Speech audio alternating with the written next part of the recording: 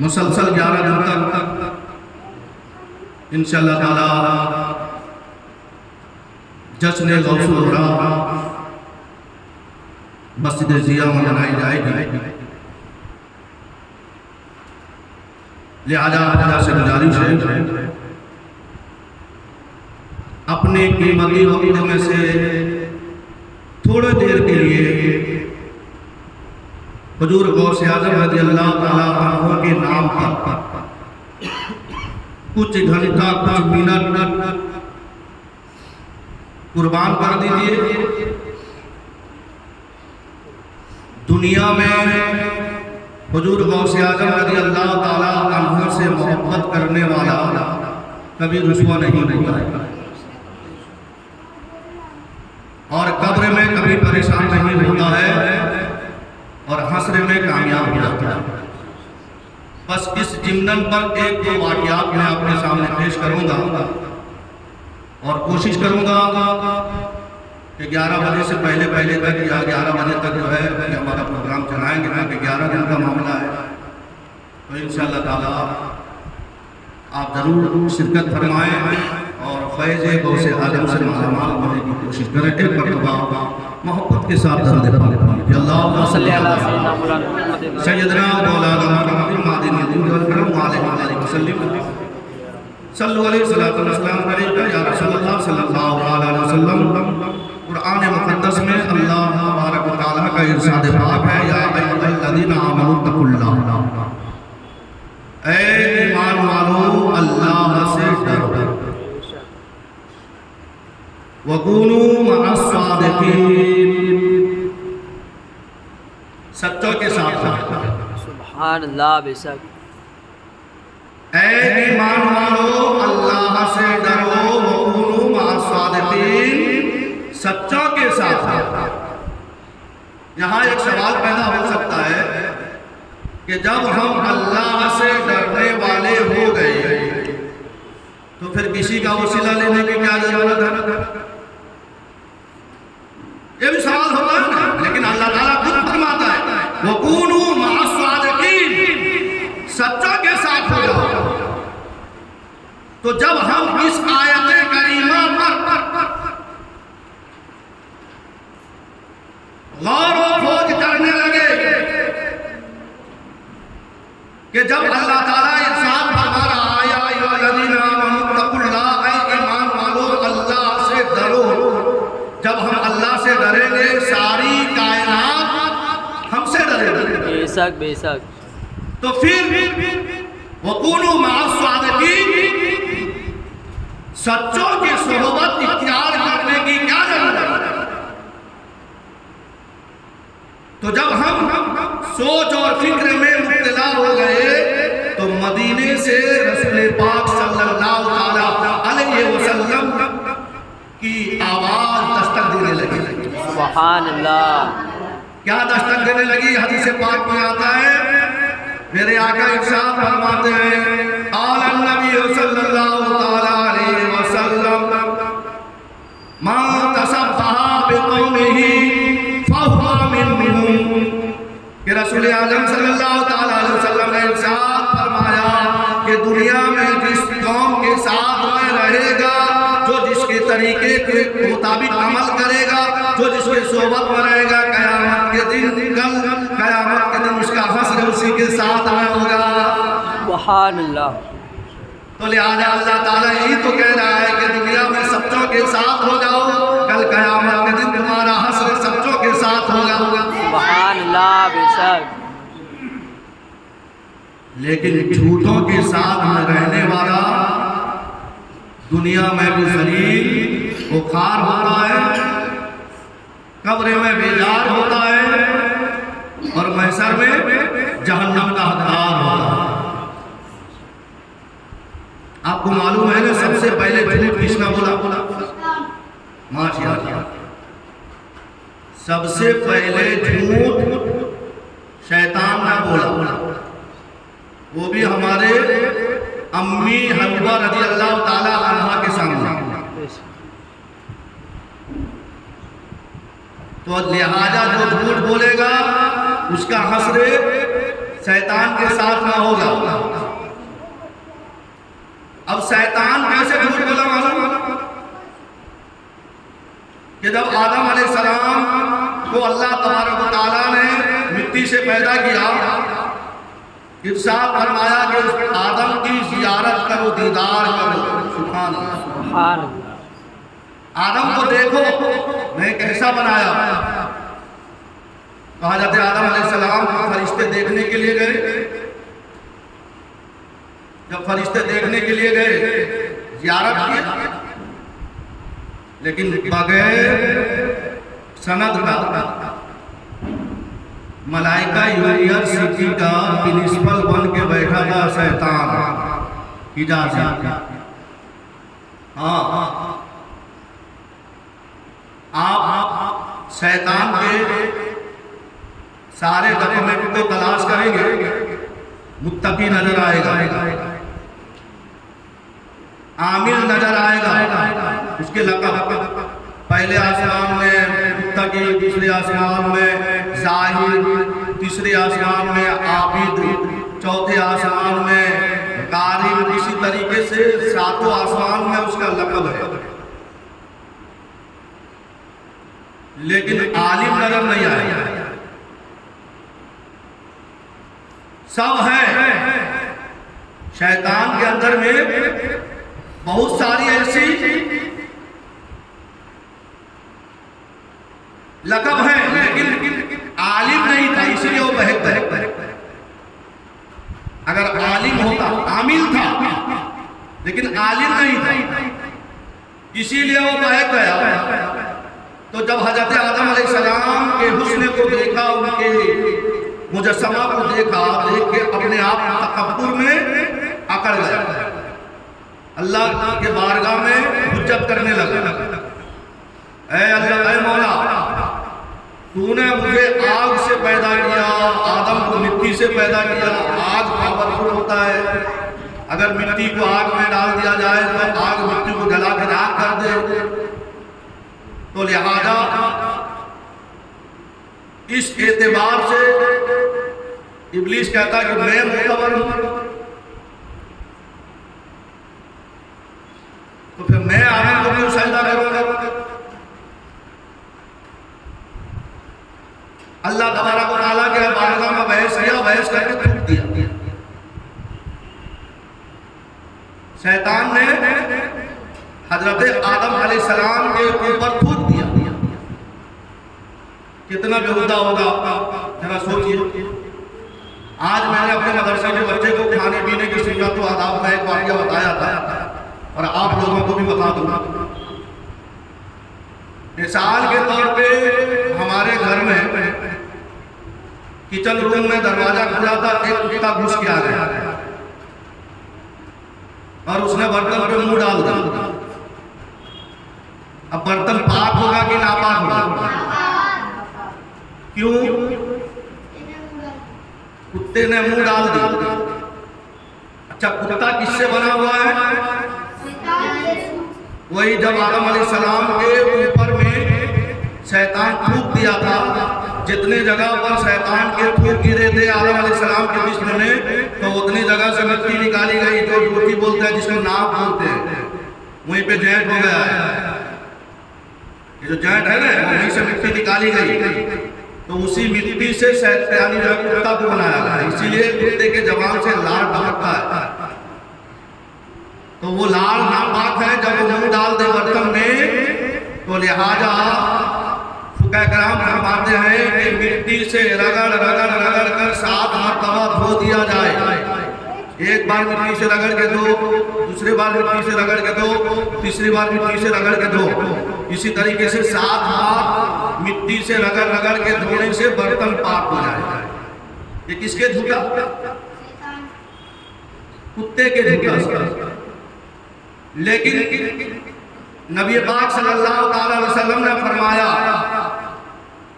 कि जब तुम खाना खाओ, मुसलमान मर्द हो या औरत, बूढ़े हो या बच्चे, खाना खाने के बाद में अपने उंगली से बर्तन को पूरा ऐसा साफ करके चाट लो, उसमें जरा भी कोई दाना बाकी न रहे।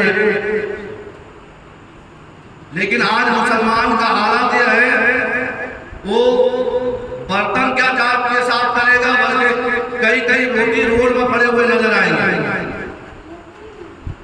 तो रसूल पाक सल्लल्लाहु अलैहि वसल्लम ने फरमाया कि जो बंदा खाना खाने के बाद बर्तन को उंगली से चाट कर साफ कर लेता है, वो बर्तन उसके लिए दुआ करता है। सुभान अल्लाह। क्या करता है? तो कैसी दुआ कि ऐ अल्लाह, इसने मुझे शैतान से के झूठा शैतान के चाटने से बचाया है, ऐ मौला तो इसको जहन्नम की आग से बचा। सुभान अल्लाह। ये बर्तन तक दुआ करता है। तो लिहाजा जब कभी आप खाना खाएं तो बर्तन को यानी बिल्कुल उंगली से साफ करके चाट कर खाएं, ये सुन्नत तरीका है। तो लिहाजा शैतान जो था उसने हजरत आदम अलैहिस्सलाम को जन्नत से निकालने के गर्ज से अब बड़ा ऊंचा कुला पहना, हाथ में बड़ा तस्बीह का दाना ले लिया, जब्बा पहना, बिल्कुल बाबा बन के जन्नत में आया हजरत माहौवा रज़ियल्लाहु ताला अन्हा के पास। आगे कहने लगा कि अल्लाह तबारक व तआला ने जो तुम्हें शजर ममनुआ के पास जाने से मना किया, जानते हो क्यों? हजरत हव्वा रज़ियल्लाहु ताला अन्हा फरमाने लगी क्यों? ना अगर वो दाना खा लोगे जन्नत से कभी निकाले नहीं जाओगे। वही तो झूठ काला बोलता है तो सफेद झूठ बोल दिया। तो हजरत हव्वा रज़ियल्लाहु ताला अन्हा फरमाने लगी कि अल्लाह का फरमान है कि वहां जाने के लिए मना किया गया, खाने के लिए थोड़ा मना किया गया। समझ में? और अब देखना, हमारे गली में अगर कोई गौसे आलम रज़ियल्लाहु ताला अन्हु का चाहने वाला अगर 11वीं का रियाज करेगा ना, कितने ऐसे मतलब कि नाअंजान लोग आएंगे खाने के लिए। जब उनसे पूछा जाएगा ना भाई ये गौसे आलम का 11वीं का रियाज खाने आए और तुम्हारा मौलाना तो फतवा देता है कि नाजायज, फातिया करना नाजायज, खाना थोड़ा नाजायज। समझ में आया? ऐसे भी बेशरम लोग दुनिया में है, मीठा मीठा हम कड़वा कड़वा कड़वा। तो शैतान ने सबसे पहले झूठ बोला, शैतान ने सबसे पहले झूठ बोला। तो लिहाजा अगर दुनिया में कोई इंसान झूठ बोले तो उसका हश्र किसके साथ में होगा? अरे बोलिए, शैतान कहाँ जाएगा? जन्नत में था, बगैर डॉक्यूमेंट का प्रिंसिपल बना था। जब चेकिंग हुई ना, पकड़ा गया, ऐसा जन्नत से निकाला गया। हर मोमिन को कह दिया गया है कि जब तुम्हें कोई चीज भटका दे तो ला हौला वला कुव्वता इल्ला बिल्लाहिल अलील अज़ीम पढ़ो, ये शैतान पर लानत है, फिटकार है। झूठों पर अल्लाह की लानत। तो लिहाजा तो हमें चाहिए कि हमेशा हमेशा सच्चों के सोबत इख्तियार करके रहें।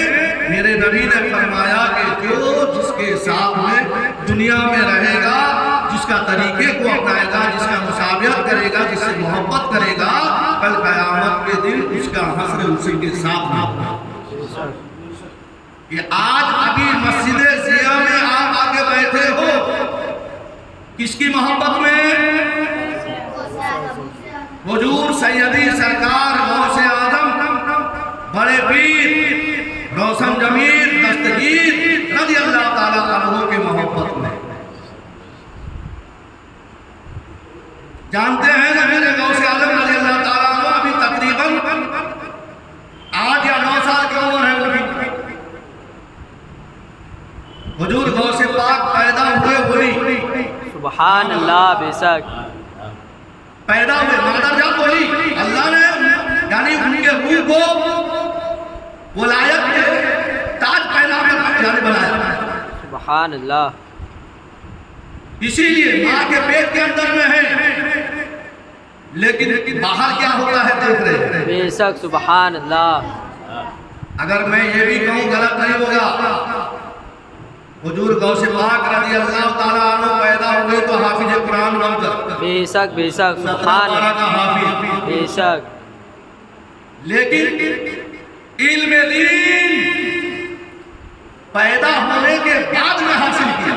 बेशक मार्फत का जाम माँ के पेट में, हाफिज कुरान माँ के पेट में, वलायत का ताज आलम अरवा से जब दुनिया में पैदा हुए 8 साल की उम्र थी।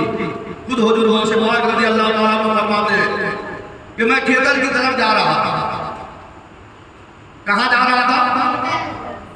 खेतर की तरफ जा रहा था। एक बैल मेरे आगे आगे जा रहा था, मैं उसके पीछे पीछे। अचानक वो बैल मुड़कर मेरे तरफ देखा और अल्लाह ताला ने उसको इंसान की बोली अदा कर दी। सुभान अल्लाह। वो बैल मुड़कर मेरे तरफ देखकर कहा गया है, अब्दुल कादिर, अल्लाह ने तुझे ऐसा ही इधर उधर यानी टहलने के लिए नहीं पैदा किया है, अल्लाह ने तुझे दीन के खिदमत के लिए पैदा किया। बेशक सुभान अल्लाह।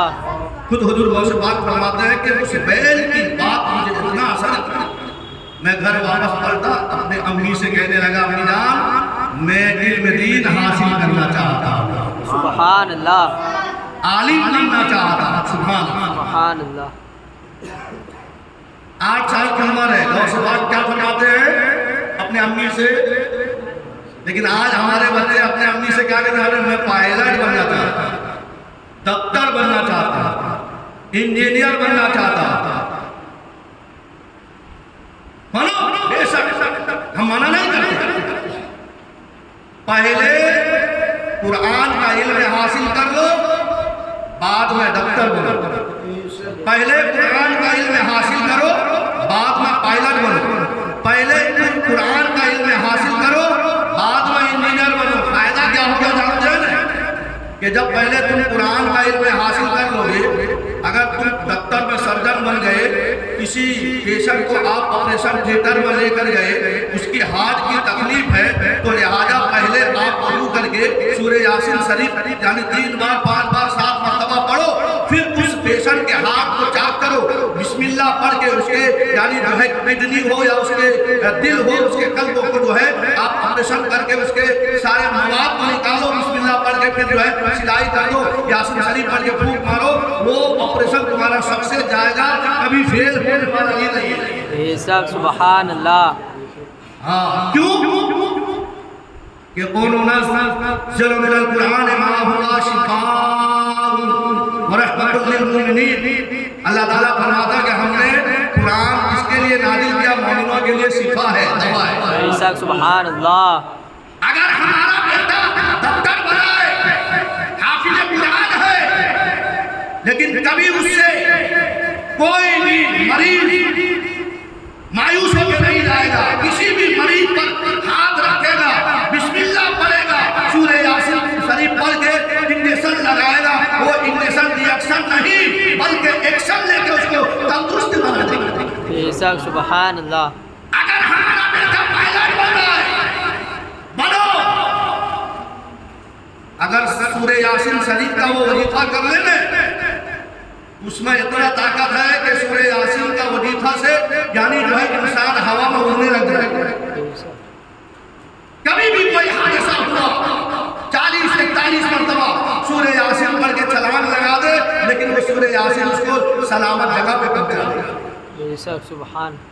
हम दुनिया के इल्म का मुनकिर नहीं है, लिहाजा सबसे पहले जिस इल्म में फायदा है उसी इल्म के मुताबिक जो है बंदा अगर जिंदगी को गुजारे, दुनिया में भी कामयाब, आखिरत में भी कामयाब होता हुआ नजर आएगा। हुजूर गौसे पाक रज़ी अल्लाह ताला अन्हु घर आए, 8 साल या 9 साल की उम्र है, अपनी अम्मी से कहने लगे, अम्मी मैं आलिम बनना चाहता हूँ। अब हुजूर गौसे पाक पैदा हुए कहाँ पर? गीलान में, जिसको जीलान भी कहा जाता है, ये जो आखिर में लगाते हैं या गौ से आदम दस्तगीर गौ से आदम जीलानी जो कहते हैं, ये उनके पैदाइश। बेशक जैसा कि अभी एक अल्लाह का बंदा हज के लिए पैदल चला है, उसका नाम सिहाब है, केरला का रहने वाला, उसको चतुर लगाया जाता है, उसके गांव का नाम सिहाब चतुर। चतुर में पैदा हुआ, उसका घर चतुर, केरला में एक बस्ती का नाम चतुर है, इसीलिए उसको यानी वो अपने बस्ती के नाम को पूरी दुनिया में उजागर करने के लिए अपने नाम के बाद में चतुर लगाता है, ताकि लोगों को पता चल जाए सिहाब नाम का जो इंसान है वो केरला के चतुर गांव का है। बेशक उसी तरह अब्दुल कादिर जिलानी हम लगाते हैं, हुजूर गौ से पाक पैदा हुए जिलान शहर में और इल्म हासिल करने के लिए बगदाद गए। बेशक सुभान अल्लाह। कहाँ गए? बगदाद। अब अम्मी भी बोलिया थी, बेशक गौ से पाक के अम्मी शायद के उनकी तरह सानिया फातिमा उम्मुल खैर कोई दुनिया में हो। अरे कभी जबान से बेहुदा बात निकाले ही नहीं, सुभान अल्लाह। बेशक कभी अपने आंखों से गैर मर्दों को देखा ही नहीं, बेशक कभी कानों से गाने बाजे या गीबत सुना ही नहीं, हाथों से कभी कोई बुराई काम किया ही नहीं, और कभी सिरात मुस्तकीम से हटकर उनका कदम उठा ही नहीं। सुभान अल्लाह। इसीलिए जब हुजूर गौसे पाक के अब्बा बगैर इजाजत के हुजूर गौसे पाक के नाना के बागीचा का सेब खाए थे, मालूम है ना वो सेब का वाकया, हुजूर गौसे पाक के अब्बा का नाम हजरत अबू साले मूसा जंगली दोस्त, हुजूर गौसे पाक के नाना का नाम हजरत अब्दुल्ला सोमई। घराना देखिए कैसा प्यारा घराना है, नौजवान है, अभी शादीशुदा नहीं है, लेकिन इबादत और रियादत में मशगूल हजरत अबू साले मूसा जंगली दोस्त। कई दिन तक मुझे एक दिन मगरिब का वक्त था, दरिया दजला में आए इफ्तारी करने के लिए, वुजू किया, क्या देखा कि दरिया में एक शेर तैरता हुआ आ रहा है। नफ्स ने कहा कि ये तो मारे गनीमत है, इसका तो समंदर में तैरता हुआ, समंदर या तालाब के मछली का कोई मालिक नहीं होता है, जो पकड़ ले उसी का है, तो लिहाजा ये सेब उठा लो कई दिन से तुमने तो खाली पानी से रोजा इफ्तारी करते हो, शहरी करते हो। नफ्स ने दरगलाया, हजरत अबू साले मूसा जंगली दोस्त उसी सेब को उठाकर इफ्तारी कर ली, मगरिब का नमाज पढ़े, जमीन में झिझोड़ कर कहने लगा, ऐ मूसा जंगली दोस्त, बगैर इजाजत का तुमने सेब खाया है, ऐसा ना हो कि कल कयामत के दिन अल्लाह ताला हिसाब ले, सारा अमाल बर्बाद हो जाए, लिहाजा सेब के मालिक के पास जाओ, माफी तलब। एक से माले गनीमत में मिली, लेकिन फिर भी वो बगैर इजाजत का मुसलमानों को, अल्लाह के दोस्तों को खाने की इजाजत नहीं है। लेकिन आज क्या होता है, इधर उधर का जब ना पराया माल अपना, बात समझ में आया? ऐसा क्यों हुआ कि हमने अपने बच्चे को गौसे आदम के सीरत से दूर रखा। जब गौसे आदम की सीरत हम अपने बच्चे को बताएंगे नहीं, तो फिर तकवा आएगी कहाँ पर? फिरौनी सद्दादी हमानी तरीके पर चलाएंगे तो बच्चा डांस से सीखेगी नहीं तो क्या सीखेगी? तो हुजूर गौसे पाक रज़ियल्लाहु ताला अन्हु के वालिद मोहतरम नमाज से फारिग हो गए, अब इधर से पानी बह के आ रहा था, उधर चलते गए कई किलोमीटर दूर तक, चलते मुलायजा किया कि हाँ एक सेब का बागीचा जिसके टहनियाँ जो है दरियाए दजला की तरफ झुके हुए, वहीं से फल टूट कर गिरते हैं, तो समझ गए कि ये सेब का मालिक या बागीचा का मालिक यही होगा। पता किया, पता करके गए, जाने के बाद बागीचा के मालिक का पता लिया, वो मालिक कौन निकले? हजरत अब्दुल्ला सुमई रज़ियल्लाहु ताला सुभान सलाम किया। सलाम करने के बाद बोले क्या बात है ना हुजूर, ये सेब का बागीचा आपके यानी समंदर दरिया के तरफ कन्या लटके हुए हाँ ना, उससे सेब गिरा था, मैंने उसको बगैर इजाजत का खा लिया, माफी मांगने के लिए आया। लेकिन हजरत अब्दुल्ला सुमई रज़ियल्लाहु ताला समझ गए, ये बोले कि ये कोई ऐसा लत्तू खैरू नहीं है, ये अल्लाह का बरगुज़ीदा बंदा है, इसके जो औलाद होंगे वो भी वलायत में ताजदार हो जाएंगे। सुभान अल्लाह। बोले अच्छा, बगैर इजाजत का तुमने सेब खा लिया? हाँ, क्या चाहते हो? माफी चाहता हूँ। ऐसा कैसे माफ हो जाएगा? 12 साल तक ये सेब के बागीचा में बागवानी करना पड़ेगा, पानी देना पड़ेगा, उसकी हिफाजत करनी पड़ेगी। अल्लाह अकबर कबीरा। एक से कितने साल तक नौकरी किए बगैर तनख्वाह का? बगैर तनख्वाह का नौकरी 12 साल। और मेरे आका फरमाते हैं कि अगर किसी ने 12 साल मस्जिद में झाड़ू लगाया बगैर तनख्वाह के, कल कयामत के दिन उसका गर्दन ऊंचा होगा। सुभान। हाँ, लेकिन आज बागी इमाम का ही काम है झाड़ू लगाना, मोहल्ले वाले का थोड़ा काम है। मोहल्ले वाले तो तनख्वाह देते हैं ना, पैसा देते हैं, उनको क्या जरूरत है कयामत के दिन ऊंचा सर करने का? यही है सोच। लिहाजा अल्लाह ताला अगर मुसलमान को समझ अता कर दे ना, तो लिहाजा कोई ऐसा सोच रखेगा नहीं। इमाम होता है, बागी मुअज्जिन के नाम को बदल के बागी कर दिया गया। ये जो मुर्गा बांग देता है ना, वो उस लिहाज से नहीं प्यारे, बागी नहीं, मुअज्जिन कहा कर। मेरे नबी के प्यारे मुअज्जिन का नाम हजरत बिलाल है। अगर वो एक दिन अजान ना दे तो सूरज भी ना निकले, सवेरा भी ना हो। मुअज्जिन नबी को भी पसंद है, अल्लाह को भी पसंद है, और अल्लाह के मखलूक को भी पसंद है। लेकिन आज के 14 सदी के बाद में इमाम मुअज्जिन को पब्लिक पसंद नहीं करती है। इमामों के बोली उनके लिए बोली होती है। तो इसीलिए मैंने अभी 2 दिन पहले भी एक मशवरा दिया कि ये लोग जो है ना, मुक्तदी लोग का इमाम को अपना गुलाम समझते हैं। हर इमाम को चाहिए कि जो इमाम शरीयत का बात बताए, अगर मुक्तदी उस पर अमल न करे ना, फिर वो किसी परेशानी में मुब्तला हो, जब आवे ना दौड़े रात के 2 बजे मेरे बच्चा बीमार है, तो उसको उल्टी फूकी मारे, ताकि और बीमार हो जाए, डॉक्टर के पास जाए, वहां पर जाके 20,000 40,000 लाख रुपया दे मस्जिद में देने के लिए, जुम्मा के दिन 10 रुपया भी देने के लिए जेब में मतलब की टटोलता रहता है। ये है मुसलमान का आज का तरीका। ये अभी गैरों के तरीके में कितने पैसा लुटाया उसको कोई हिसाब नहीं है, लेकिन कल कयामत के दिन हिसाब देना पड़ेगा। कल कयामत के दिन हिसाब देना पड़ेगा। इसीलिए तो कुरान पाक में अल्लाह ताला फरमाता है,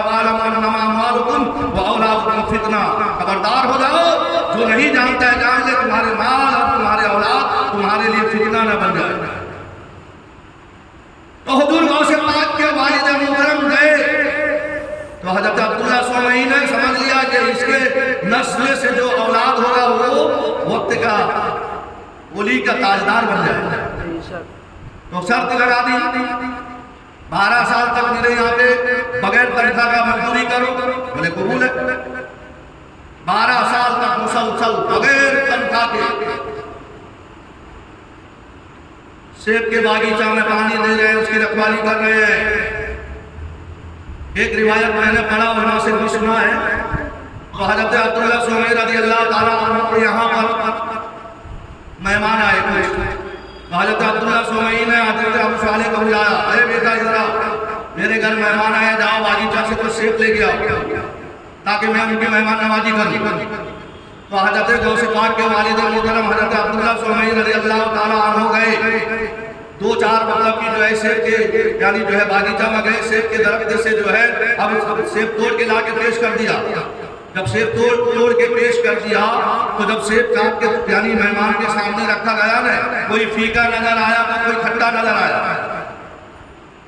तो हजरत अब्दुल्ला सुमई रज़ियल्लाहु ताला अन्हु हजरत गौसे आजम के रज़ियल्लाहु ताला अन्हु के वालिद मोहतरम हजरत अबू सालेह मूसा जंगी दोस्त को बुलाए, बेटा कितने दिन हो गए मेरे बागीचा में नौकरी करते हुए, 7-8 साल हो गए होंगे। बताया कि इतने साल हो गए। नहीं, इतने साल तक तुम मेरे बागीचा में रखवाली कर रहे हो, पानी दे रहे हो, उसकी दरख्तों की हिफाजत कर रहे हो, अभी तक तुमको पता नहीं चला कि कौन सा दरख्त में सेब मीठा है, कौन सा दरख्त में खट्टा है, फीका है। तो हुजूर गौसे पाक के वालिद मोहतरम कहते हैं 12 साल तक नौकरी में बगैर तनख्वाह के आपने रखा, एक सेब बगैर इजाजत के खाने में। आज तक मैंने कोई दरख्त का सेब नहीं खाया, क्योंकि अगर बगैर इजाजत का खाऊं ऐसा नहीं होता और कोई सजा नहीं।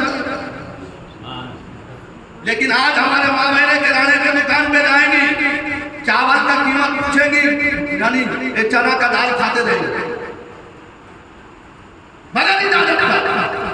यही वजह है कि कई गुलाम गौज भी बच्चा पैदा नहीं होता है, टपोरी पैदा होता है, फिर मौलवी की जरूरत पड़ता है, मेरा बच्चा मुझे गाली देता है, ताबीज लिख दो। अरे तुमने जो बगैर इजाजत का खाया, जो खून बना तुम्हारे शिकम में, तो उसका तो असर तो होने वाला ही है। ये मेरे गौसे आजम के वालिद मोहतरम का तकवा है। 12 साल तक हजरत अब्दुल्ला सोमई रज़ी अल्लाह ताला अन्हु के बागीचा में नौकरी कर रहे हैं, लेकिन बगैर इजाजत का एक फल भी यानी तोड़कर चखा नहीं कि कौन सा खट्टा है, कौन सा मीठा है, बल्कि हुक्म के मुताबिक 12 साल बगैर तनख्वाह के नौकरी में लग गए। 12 साल पूरा हो गया, हो अब तो माफी दे दो। और एक शर्त मेरा, क्या शर्त है? मेरी एक लड़की है, मेरी एक लड़की, मुंह से गूंगी, आंख से अंधी, कान से बहरी, हाथ से लूंगी, पैर से लंगड़ी है, उससे निकाह करना पड़ेगा। अल्लाह अकबर कबीरा। आज अगर भूले भटके हमारे माँ बाप अगर कहीं दीनदार लड़की से रिश्ता तय किया, कुरान का इल्म रखने वाली आलिमा भी हो, शरीयत का पाबंदी करने वाली हो, नमाज पढ़ने वाली, कुरान की तिलावत करने वाली, थोड़ा सा जरा सा आंख में टेढ़ापन हो जाए। लेकिन आज का नौजवान जो है छोटी आंख वाले को लेके आ गया। लेकिन यहाँ पे शब्द क्या रखी जा रही है? बोबड़ी भी है, बहरी भी है, अंधी भी है, लंगड़ी भी है, लूंगी भी है। लेकिन वो अल्लाह वाले थे, अल्लाह वाले। वो नफ्स की हिफाजत के लिए यानी शादी करते थे, नफ्स की गुलामी के लिए नहीं। कबूल कर लिया। जब कबूल कर लिए, रस्म के मुताबिक हजरत अब्दुल्ला सोमई रज़ी अल्लाह ताला अन्हु ने हजरत अब्दुल खैर बीबी फातिमा रज़ी अल्लाह ताला अन्हा का निकाह जो है अबू सालेह मूसा जब दूसरे के साथ में कर दिया और एक रूम दे दिया कि बेटा जाओ, चले जाओ। हमारे नबी का सुन्नत तरीका ये है कि जब कभी कोई मर्द अपने घर को आए तो पहले सलाम करें। ये अमल करने से अल्लाह ताला रोजी में बरकत देता है।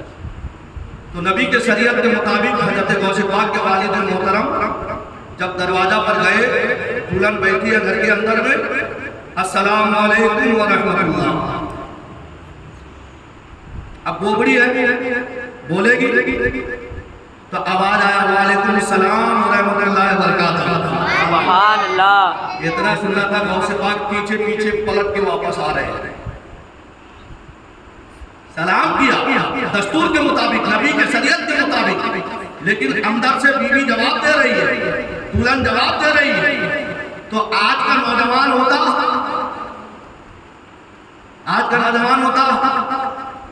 तो जायजा थोड़ा लेता, ये मेरी निकाह में सलीका हयात वाली है या कौन है, घुसा चला जाता। नहीं प्यारे, शर्त रखी गई है, मोबड़ी है। तो गौसे पाक के वालिद मोहतरम वापस पलटे, जैसा पीछे पलटे तो पीछे पीछे उधर गौसे पाक के नाना, बेटा क्या मामला है? ने आपने कहा था कि मेरी बेटी बोबड़ी है, अंधी है, बहरी है। मैंने सलाम किया, उन्होंने सुना भी और जवाब भी दिया। सुभान अल्लाह। तो ये कोई और लड़की को क्यों ना दे दिया? ये मेरी बीवी नहीं हो सकती?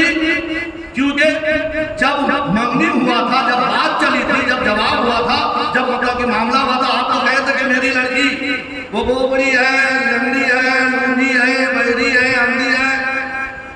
तो ये तो मैंने सलाम किया, उसने सुन लिया, जवाब भी दिया, ये मेरी बीवी कैसे हो सकती? तो हजरत गौसे पाक के नाना जान मुस्कुराते हैं, कहते बेटा उसका मतलब ये नहीं कि कभी उसने अपने जबान से गाली न बता, पूरा कलमा न निकाला इसीलिए वो बोबड़ी है। कभी उसने अपने कानों को फिल्में ड्रामे गाने वाले से दूर नहीं किया, गिरफ्त से दूर रही, इसके लिए बहरी है। कभी उसने गैर महरम को देखा ही नहीं, इसलिए अंधी है। कभी शरीयत से उसके कदम हटा नहीं, इसीलिए वो लंगड़ी है। कभी अपने हाथों से कोई बुरा काम, नाफरमानी वाली काम नहीं किया, इसके लिए लूनी है। तो पता क्या चला प्यारे कि जिस आपके अंदर में ये सिफत हो, बगैर इजाजत का एक सेब खा ले, 12 साल तक बगैर तनख्वाह का मजदूरी करे, और जिस माँ के अंदर में ये सिफत हो कि कभी वो मुंह से बुरा कलाम न निकाले, बुरी बात कभी कानों से न सुने, बुरा चीज को आंखों से न देखे, शरीयत मुतहरा से अपने कदम को बाहर न निकाले, अपने हाथों से कोई अल्लाह उसके रसूल के खिलाफ वाली काम ना करे, उसी के पेट से अगर कोई बच्चा पैदा हो रहा है, उसी को मां से अब्दुल कादिर जिलानी का बेशक सुभान अल्लाह के, उसी के पेट से जो बच्चा पैदा होता है वही बड़ा पीर, बड़े पीर के नाम से, रोशन जमील के नाम से, दस्तगीर के नाम से मशहूर होता है। बेशक बेशक वही आज 9 साल की उम्र में अपने अम्मी से इजाजत लिया। क्या इजाजत लिया? अम्मी जान आलिम बनने के लिए, पढ़ने के लिए मदरसा जाऊंगा। बेटा तूने इल्म हासिल करने की बात कही है, इसके लिए मैं तुझे रोकूंगी नहीं। लिहाजा ये 40 अशरफी है, 80 अशरफी उनके वालिद साहब छोड़ के गए। उनका भी गौसे पाक का भी एक भाई थे, इसीलिए उनके अम्मी ने दोनों का आधा आधा हिस्सा दिया। 40 अशरफी अपने बेटे गौसे पाक को दिया और 40 अशरफी दूसरे के लिए रखा। कहा कि देखो जिस रास्ते से तुम जाओगे, रास्ते में लुटेरे का अड्डा है, डाकू लोग हैं, वो काफिला को लूट लेते हैं, इसीलिए तुम्हारे जैकेट के पीछे मैं उसको सदरी के अंदर में महफूज करके सिलाई कर देता हूँ। बगदाद जाओगे, वहां पर मदरसा में जरूरत तो काम आ जाएगा। लिहाजा बेटा एक शर्त पे तुम्हें घर से बाहर निकलने दूंगी, वो शर्त अगर मंजूर है तब जाओगे, न तो जाने नहीं दोगे। नामी जान आपके हर हुक्म में मेरे सर आंखों पर। तो हुजूर गौसे पाक रज़ियल्लाहु ताला अन्हु की अम्मी जान ने इरशाद फरमाया, बेटा अब्दुल कादिर जान चली जाए तो चली जाए, कभी भी अपने ज़बान से झूठ मत बोलना। सुभान अल्लाह। कभी झूठ मत बोलना, वसीयत करके छोड़ दे। जैसा ही काफिला जंगल बयाबान में पहुंचा तो डाकुओं ने हमला कर दिया। डाकुओं ने हमला करके सबका सामान लूट लिया। हुजूर गौसे पाक एक बाजू खड़े हो गए। एक डाकू आया, बोला ए बच्चा तेरे पास कुछ है? हाँ है। क्या है? 40 अशरफी है। अभी वो नदी बहना बड़ा था ना मनकबत। मेरे गौसे आदम से डाकुओं ने जब पूछा, सच को सुनकर सब बोले ये तो अल्लाह वाला है। सुभान अल्लाह। हाथ में बंदूक हो, तलवार हो, पिस्तल हो, बड़े बड़े खां साहब का हवा निकल जावे, लेकिन गौसे आदम अभी 8-9 साल के बच्चे हैं, सामने सब लाश का यानी डेरा पड़ा है, किसी का गला कटा है, किसी का हाथ कटा है, डाकू मदद करके सब सारा सामान छीन गए। लेकिन मेरे गौसे पाक एक जगह पर पड़े, डाकू आके पूछा है कुछ? तो मेरे गौसे पाक ने क्या बोला? क्या फरमाते हैं कि हाँ सच बोले, सच सच, और अल्लाह भी फरमाता सबका के साथ हो जाओ।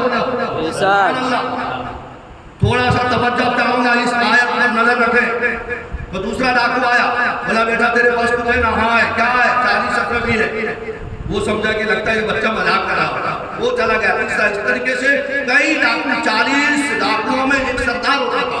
ये सब गए डाकू के पास में, क्या माल लाए हो? न उसका सोना, उसका चांदी, उसका जेवरात, उसका पैसा, उसका ये सब हमने लूट लिया। ना कोई बचा, न एक बच्चा बचा है, उसको हमने पूछा। वो कहता है कि हाँ मेरे पास में है 40 अशरफी। क्या बात, ऐसा बोल तो बुला के लाओ उसको। तो मेरे गांव से पाक को डाकुओं ने सरदार के पास लेकर गए। सरदार पूछा, बड़े बड़े आंख दिखाकर, अपने रवाब दिखाकर, बच्चा तेरे पास कुछ है ना? हाँ है। क्या है? 40 अशरफी है। 40 अशरफी कहाँ पे रखा है? ना मेरी अम्मी हमने सदरी के पीछे छुपा कर यानी सी दिया है। तो वो डाकू का सरदार ने जब खंजर चलाया मेरे गांव से आदम के सदरी पर, हकीकत में सब 40 अशरफी धड़ाधड़ जमीन पे गिर गए। जब देखा बोला कि अरे बच्चा, जब इतने महफूज जगह पर तेरा माल था तो फिर बताने क्यों गया? तो हुजूर तो 17-12 के हमारे गांव से 17-12 के तो हाफिज कुरान थे ना। तो उसी कुरान में अल्लाह ताला फरमाता है लानतुल्लाहि अलल काज़िबीन, झूठों पर अल्लाह की लानत। बेशक मेरे गांव से बात फरमाते हैं, अल्लाह ताला फरमाता कि झूठों पर अल्लाह की लानत। और मेरी माँ ने भी मुझे वसीयत किया था, जान चली जाए तो चली जाए, माल चला जाए तो चला जाए, कभी झूठ मत बोलना, क्योंकि झूठों पर अल्लाह की लानत होती है। तो काय के लिए मैं अल्लाह का लानत लेना जाऊं? अगर अशरफी लेना है तो तुम ले ले। इतना सुनना था कि छोटा सा बच्चा वो अपने माँ के फरमान पर, रब के फरमान पर अमल करता है। हम मतलब कि लूट पाट में लगे हैं तो हमारी हालत क्या होगी? उसी वक्त मेरे गांव से आदम के कदमों में गिरकर डाकू मुसलमान हो जाता है, तौबा करके मोमिन बन जाता है। जब उसके साथियों ने देखा कि जब हमारा यानी सरकार वो गांव से आदम का गुलाम बन गया है, तो ऐ आका, जब तुम डाकू थे तो हम तुम्हारे साथ में थे, अब तुम अल्लाह वाले बन गए, गांव से आदम के गुलाम बन गए, तो फिर हम भी गांव से आदम के कदमों पर गिर के हम भी गुलाम बन गए। सुभान अल्लाह। अभी मेरे गांव से पाक इल्म हासिल करने के लिए घर से निकले थे, मदरसा तक नहीं पहुंचे, 40 डाकुओं को मुसलमान बनाते हुए चले जा रहे हैं। तब आला फरमाते हैं कि उनकी बात दिल के गुंजे खिला दिए हैं, जिस राह चल गए हैं बेशक बेशक सुभान अल्लाह। तो पता क्या चला? गांव से आदम सच्चे हैं। तो आप लोग गांव से आदम के मिलाद मना रहे हो, उनके महफिल में आए हो, तो गोया के आप और हम गांव से आदम के तरीके को अपनाया। मेरे नबी फरमाते हैं मन तसब्बहा बेक़ौमिही फहुवा मिनहुम, जो जिसका तरीका अपनाएगा कल क़यामत के दिन इसका हश्र उसी के साथ में होगा। सरकार में मिसाल है, अपनी सिफात में उनसा कोई जवाब नहीं। कायनात में दूल्हा बनेंगे, हश्र में जब मेरे गांव से बात हम सुन्नियों भी जाएंगे उनकी बारात में। बेशक बेशक सुभान अल्लाह। हम सुन्नियों भी जाएंगे उनकी बारात में। इसीलिए हम गांव से आदम का मिलाद मना रहे हैं। और आला हज़रत फरमाते हैं तुझसे क्या जन्नत से मतलब है? मुनाफिक दूर हो, ऐ वहाबी दूर हो, हम रसूलुल्लाह के जन्नत रसूलुल्लाह। बेशक सुभान अल्लाहुम्मा सल्ली अला सय्यिदना मौलाना मुहम्मदिन व आलिहि व अस्हाबिहि बारिक वसल्लम सल्लल्लाहु अलैहि वसल्लम। बस एक वाक़या जो मेरे गांव से आदम को नहीं मानता है, उनके बड़े मौलवी के हवाले से बता के मैं अपना गुफ्तगू खत्म करूंगा। और मर्तबा दरूद आप पढ़ लीजिए। अल्लाहुम्मा सल्ली अला सय्यिदना मौलाना मुहम्मदिन बारिक वसल्लम सल्लल्लाहु अलैहि वसल्लम अलैका रसूलुल्लाह सल्लल्लाहु अलैहि वसल्लम सल्लल्लाहु अलैहि वसल्लम। कुछ लोग के जहन में ये सवाल पैदा होता होगा, जो मांगना है अल्लाह से मांगो, अल्लाह का इबादत करो, वही रोजी देता है, वही इज्जत देता है, वही जलील का। बेशक हमारा ईमान, इसीलिए तो हम फातिहा करते हैं। बेशक सूरह फातिहा करते कि नहीं करते? उसमें क्या फरमाया अल्लाह ने? इय्याका नअबुदु व इय्याका नस्तईन। ऐ अल्लाह हम तेरी इबादत करते, तेरे तुझसे मदद मांगते हैं, तुझसे मदद मांगते हैं। तो फिर कोई कहेगा अरे यार फिर गौ से आदम का न्याज क्यों? क्योंकि अल्लाह ने फरमाया सच्चों के साथ होकर मुझसे मदद मांगो तब मिलेगी। बेशक सच्चों के साथ हो जाओ, फिर मदद मांगो तब मिलेगी। अब देखिए, झूठों के साथ रहने वाला दुनिया में भी जलील, आखिरत में भी जलील। बगैर पढ़े लिखे इंसान अगर कोई मुफ्ती बन जाए तो थोड़ा उसका मतलब की बात का मुतबर होगा। कुछ लोग अपने आप को अल्लामा मौलाना मुहद्दिस न जाने क्या क्या लिखते हैं और आखिर में मेरे नबी को मुर्दा मानते हैं। क्या कहते हैं? मरकर मिट्टी में मिल गए माल। क्योंकि उन्होंने ग्रामर के साथ में दर्स निजामी का कोर्स नहीं किया।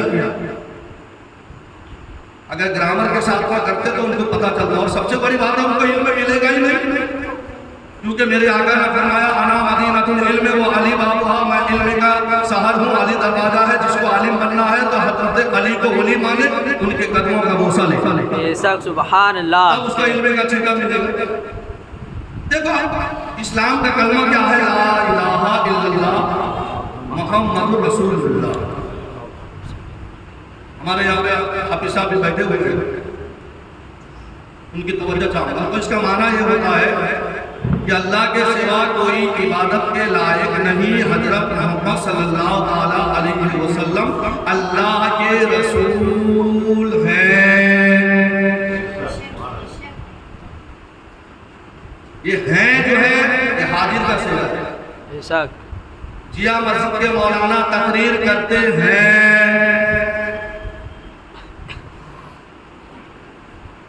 हाफिज मुबारक साहब बैठ कर तकरीर सुन रहे हैं, ये हाजिर है ना। और गायब जो गैर हाजिर हो थे, क्या होगा? वो थे, अब नहीं है। तो लिहाजा कल भी अगर सहाबा कलमा पढ़ते थे ला इलाहा इल्लल्लाह मुहम्मदुर रसूलुल्लाह सल्लल्लाहु अलैहि वसल्लम, अल्लाह के सिवा कोई इबादत के लायक नहीं, हजरत मोहम्मद सल्लल्लाहु अलैहि वसल्लम अल्लाह के रसूल हैं। सहाबा भी कहा है, हम गुलाम भी आज कहते हैं, यानी आज भी मेरे आका जिंदा है। बेशक बेशक सुभान अल्लाह। तो कुछ मुल्ला कहते हैं मरकर मिट्टी में मिल गए। अब वो झूठ बोला कि सच बोला? अरे बोलो, ये तो समझने की बात है। झूठ बोला ना, तो जो नबी को मुर्दा कहे वो झूठा। बेशक कैसे मालूम? हजरत मूसा अलैहिस्सलाम तूर के पहाड़ में अल्लाह से बात करने जाते थे। एक दिन शैतान पकड़ लिया, शैतान पकड़ा, बोले अल्लाह के कलीम, मैंने अल्लाह का नाफरमानी करके पछता रहा, कयामत तक के लिए फटकार मिल रही है, लेकिन मैं चाहता हूं तौबा करना, अल्लाह मुझे माफ करेगा? हज़रत मूसा अलैहिस्सलाम ने इरशाद फरमाया कि मैं अभी जाऊंगा ना दूर के पहाड़ पर, अल्लाह से पूछूंगा वो क्या कहता है। तो हज़रत मूसा अलैहिस्सलाम दूर के पहाड़ पर गए, अल्लाह ताला से बात हुई। तो मूसा अलैहिस्सलाम ने अल्लाह के बारगाह में शैतान का अर्ज़ रखी, मौला वो इब्लीस शैतान कहता है कि अब मैंने नाफरमानी करके पछताता हूँ, तो लिहाजा अब मैं चाहता हूँ तौबा करने के लिए, क्या अल्लाह तौबा कबूल करेगा? तो अल्लाह ताला इरशाद फरमाता है, मूसा हाँ तौबा तो कबूल करूंगा, लेकिन उसने मेरा हक मारा नहीं है, आदम का हक मारा है। एक है हुकूकुल्लाह, एक है हुकूकुल इबाद। उसने आदम की तौहीन की, उसने आदम पर थूक दिया, उसने आदम को बुरा भला कहा। अब आदम को मना लेगा तो अभी मान जाओगे, सुभान अल्लाह। तो आदम को कैसे मनाया जाएगा? न जाके शैतान से कह दो कि मेरे आदम के कब्र को जाके भूसा दे, सजदा करे, सजदा करे, भूसा नहीं। अल्लाह ताला कहता कि जाके कह देना है मूसा, है कलीमुल्लाह, है कलीम। शैतान अगर तौबा करना चाहता है तो उसको जाके कहो आदम अलैहिस्सलाम के कब्र को सजदा करे तो मैं उसका तौबा कबूल करूंगा। सुभान अल्लाह। मूसा अलैहिस्सलाम आए, शैतान से कहने लगे कि अल्लाह ताला फरमाता है कि आदम अलैहिस्सलाम के कब्र को सजदा करो तो वो तेरा तौबा कबूल कर लेगा। तो शैतान क्या कहा जानते हो? बोले जब जिंदा थे तो सजदा नहीं किया, मुर्दे में सजदा करूंगा, माअल्लाह। तो अल्लाह के पैगंबर को मुर्दा किसने कहा? शैतान। अरे बोलिए किसने कहा? क्या अल्लाह को मालूम नहीं था? सजदा करने के लिए आदम के कब्र को सजदा करने के लिए अल्लाह का हुक्म है, तो ये शैतान था आदम को मुर्दा कहा। तो आज भी मेरे नबी को भी मुर्दा कहते हैं, तो समझ जाना वो किसके गिरोह में है, बेशक किस कौम के मानने वाले हैं, समझ जाना। हमें उनका नाम लेने की जरूरत है, उनको समझ गए होंगे। तो पैगंबर को मुर्दा कहने वाला शैतान और रसूल कौनैन को मुर्दा कहने वाला भी वो शैतान का मुरीद, शैतान का चेला हो सकता है। तो लिहाजा मेरे प्यारे आका अलैहिस्सलाम के प्यारे दीवानों, तो लिहाजा हमें सच्चों के साथ में रहना है, सच्चों के साथ में रहना है। तो अब आइए बस ये वाक़िया पेश करें। इंसान जब इंतकाल करता है, कब्र में उसको छोड़ते हैं, लेटा देते हैं, सवाल करने वाले फरिश्ते आते हैं, सवाल करते हैं रब्बों का मादीनों का माकुंता तब तो फिर आपके हाजिर। जो फातिहा नहीं दिलाता है ना, जो फातिहा का मुनकिर है, उस मजहब के एक बड़े मौलाना का नाम अशरफ अली थानवी है। उन्होंने अपने किताबों में लिखा है, उन्होंने हमारे उलमा तो बेशुमार मिले गौसे आलम के फजीलत लिखे हैं, लेकिन आओ उनके भी किताब से ले लो। क्या लिखा है कि एक गौसे आजम का धोबी था, धोबी कपड़ा धोने वाला, समझ में आ रही है? गौसे आजम का धोबी था, मर गया, उसके घर वालों ने उसके कब्र में लेकर दफन कर दिए। फरिश्ते आ गए सवाल करने के लिए, मर रब का, तेरा रब कौन? अब जवाब देने के बजाय वो धोबी कहता मैं गौस पाक का धोबी हूँ। सुभान अल्लाह। तेरा दीन क्या? मैं गौस पाक का धोबी हूँ। तो नबी के बारे में क्या कहता था? मैं गौस पाक का धोबी हूँ, मैं गौस पाक का धोबी हूँ, मैं गौस पाक का धोबी हूँ। रंग लगा लिया गौस का। हाँ हाँ, जाओ अपने उलमा के किताब ढूंढो, मेरे गौसे आजम के शान बयान किया है। बेशक जब उसने रंग लगा लिया गौसे पाक का धोबी, हम लोग गौसे पाक के गुलाम, हम लोग गौसे पाक के मुरीद, सुभान अल्लाह। अरे हम दादी हैं कि नहीं? गौसे आजम के दामन को पकड़े हैं कि नहीं पकड़े? वो तो धोने वाला था, हम पकड़ने वाले हैं। सुभान अल्लाह। तो वो धोबी कब्र में कहता है मैं गौस पाक का धोबी, मैं गौस पाक का धोबी। फरिश्ते परेशान हो गए, अल्लाह ताला के बारगाह में इल्तिजा करते, मौला ये तेरा कैसा बंदा है? इसको सवाल करते हैं, कुछ जवाब नहीं देता है। तो अल्लाह ताला फरमाता है कि किसका नाम लेता है? ना वो कहता है कि गौस पाक का धोबी है। फरिश्तों तुम्हें पता नहीं, वो उस अब्दुल कादिर का नाम लेता है जब वो खाना नहीं खाता ना, हमें कसम दे के खिलाता। सुभान अल्लाह। बेशक उसके हाल में छोड़ दो, बेशक सुभान, उसके हाल में छोड़ दो। मांगी जाएगी जमीना की सनद महशर में, जो कादरी है वो कह देंगे कि सिजरा देखो, रब के महबूब का जलवा देखो, जाई लो, आओ मेरे पीर का चेहरा देखो, चाँद सूरज के जिया बाद में देखोगे जनाब, पहले तो कादुसरिया का चेहरा देखो। सुभान अल्लाह, सुभान अल्लाह। कादुसरिया का चेहरा देखो। तो यानी पता क्या चला कि जब गौसे आजम का धोबी कपड़ा धोने वाला जब कब्र में कहे कि मैं गौस पाक का धोबी हूँ, मैं गौस पाक का धोबी हूँ, मैं गौस पाक का धोबी हूँ, तो उसके कब्र में यानी सवालों का जवाब फिर कर दिया जाता है, मुअक्कुफ कर दिया जाता है। अरे हम तो गौसे आजम के मुरीद हैं। बेशक। तो हमारा काम कितना भी लड़कारा होगा, कब्र में जाने से पता चल जाएगा, हश्र में जानी जो है जाने से पता चलेगा।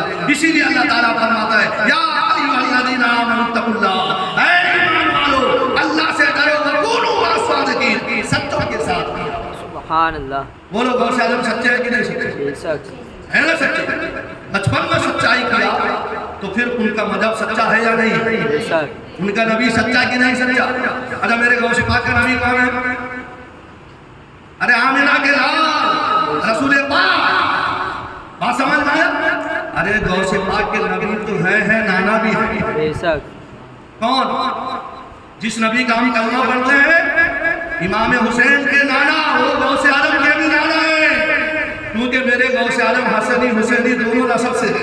बेशक। सुभान अल्लाह। इसीलिए तो गौसे पाक फरमाते हैं मुरीदी ला तखफ कहकर तसल्ली दी गुलाम। बेशक। कि अगर तुम मेरा गुलाम हो जाओ, खौफ न करो, खौफ न करो। तो लिहाजा गौसे आजम के गुलाम बन जाइए प्यारे, गौसे आदम के गुलाम सिर्फ गौसे आदम का नारा लगाने से नहीं होता है, गौसे आदम का गुलाम सबसे पहले नमाजों की पाबंदी करने से होता है। बेशक। क्योंकि मेरे गौसे पाक फरमाते हैं कि मैंने ईशा के वक्त से फजर की नमाज 40 साल तक, कितने साल तक? ईशा के वक्त से फजर की नमाज। और मेरे नबी ने फरमाया मुनाफिकों को ईशा फजर की नमाज गिना गुजारी। इसीलिए मेरे गौसे पाक रज़ी अल्लाह ताला अन्हु ने ईशा के वक्त से 40 साल तक फजर की नमाज पढ़े, तो लिहाजा हमें भी बंदेगाना नमाजों की पाबंदी करेंगे नहीं करेंगे। तो लिहाजा अल्लाह के बारे में दुआ करें कि अल्लाह ताला हमें गौसे आदम का सच्चा गुलाम बनाए, उनके नक्शे कदम पर चलने की तौफीक अता फरमाए। कहने सुनने में अगर कोई लर्जिश खता या गलतियाँ होगी कि रामन नाज़िमीन के जरिए सही फरमाकर मुझे हक कहने से वजह अमल करने की तौफीक अता फरमाए। आमीन व अलैना इल्लल बलागुल मुबीन। अस्तगफिरुल्लाह रब्बी मिन कुल्लि ज़ंबिन व अतूबु इलैह।